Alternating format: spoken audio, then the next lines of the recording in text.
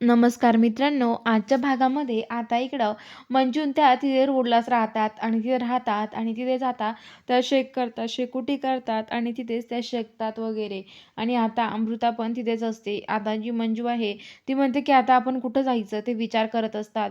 तर आता मंजूची आई म्हणते, तू सत्यजित रावांच्या कानावर घाल नाही, त्यांना सांग ना सगळं काही. तर आता लगेच मंजू म्हणते की नाही आई, मी लगेच त्याला काही सांगू शकत नाही. कसं सांगू त्याला, तूच सांग ना. अगं कसं सांगणार आहे, तो मम्मी साहेबांसोबत भडकल, त्यांच्या दोघांमध्ये परत वादविवाद होतील. त्यामुळे नको, मी तर नाही सांगू शकत, माझी जीव नाही रेटत आहे. अगं नको काही त्यांना सांगायला, तुला माहिती ना ती मम्मी साहेब कशी आहे, आपल्यामुळे ते सत्याला पण त्या त्रास देतील असं म्हणतात. तर आता लगेच ती म्हणते की हो, पण आता काय करणार आहोत आपण.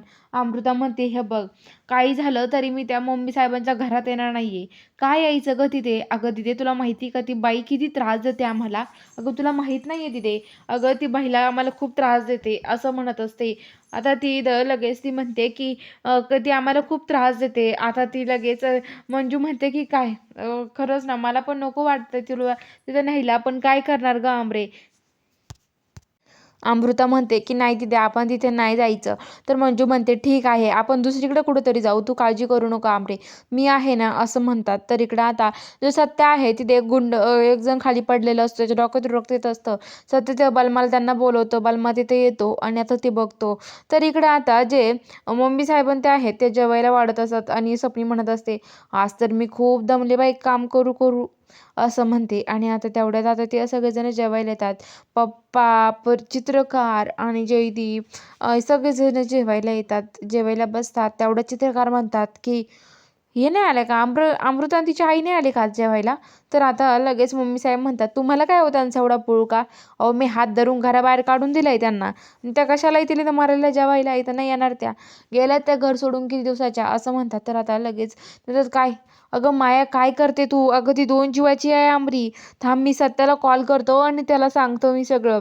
तर ती म्हणते की सत्याला सांगा नाही तर कुणाला सांगा, या माय पॅलेसमध्ये कोण राहणार आणि कोण नाही हे सगळं मी ठरवणार आहे, त्यामुळं तुम्ही कुणाला सांगा, मला याच्याशी काहीही घेणं नाहीये असं म्हणते. तर आता लगेच ते म्हणते की हो, तुला काही घेणं नाहीये ना. तर आता चित्रकार म्हणतात मला सत्याला कळवायला हवं. तर आता इकडं तेवढा तिथे सत्य येतो. सत्य आल्यावर म्हणतो, काय चाललंय तुमचं हे, आणि काय जेवणं झालेत का. तर आता लगेच चित्रकार म्हणतात मला नाही जेवायचं.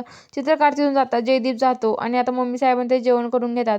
सत्य येतो आणि म्हणतो की काय, हे कुठं आहे मंजूची आई, मंजू वाघमारे, आणि हे कुठं आहे अमृता, कुठं गेल्यात त्या. तर आता लगेच मम्मी साहेब खोटं बोलतात, म्हणतात की अरे सत्य तुला माहिती का, तू घरातून गेला ना तशी ती पोरगी मागं लागली. ती पोरी काय केलं माहिती का, तिच्या आईला आणि त्यांना सांगितलं की हे बघा इथे अजिबात थांबायचं नाही आहे, आपल्याला आपल्याला हे घर सोडून जायचं आहे, इथे अजिबात थांबायचं नाही. आपण का थांबायचं, इथे नाही थांबायचं, अशा ह्या घरामध्ये मला तर राहायचं पण नाही आहे असं म्हणते. तर आता लगेच म्हणतात काय असं म्हणलं वाघमारे. तर आता लगेच मम्मी साहेब म्हणतात की हो असंच म्हणलंय त्या. तर ते म्हणतात की काय बापरे, म्हणजे वाघमारे असं बोलायला लागल्या का, आता मी बघतो त्या वाघमाऱ्यांकडे असं सत्य म्हणतो. आणि आता लगेच जो सत्य आहे तो खूप चिडलेला असतो. सत्य म्हणतो की आता मला त्यांना शोधायला जायला हवं, नेमकं कुठं गेलात ते.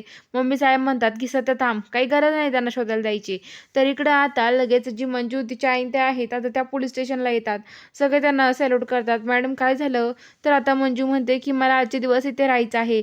तर आता लगेच ते म्हणतात की ठीक आहे मग मॅडम, आम्ही तुमच्या बिछाण्याची सोय करतो लगेच. आणि मंजू त्यांना बिछाना ते आतरायला आणून देतात.